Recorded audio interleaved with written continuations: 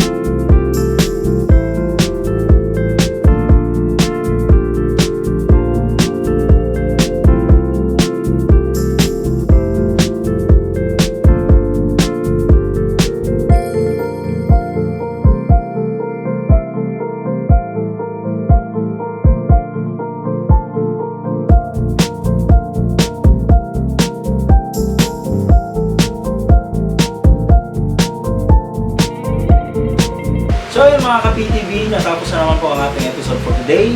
And I hope nagustuhan niyo po ang aking video. Hanggang sa susunod po. Salamat!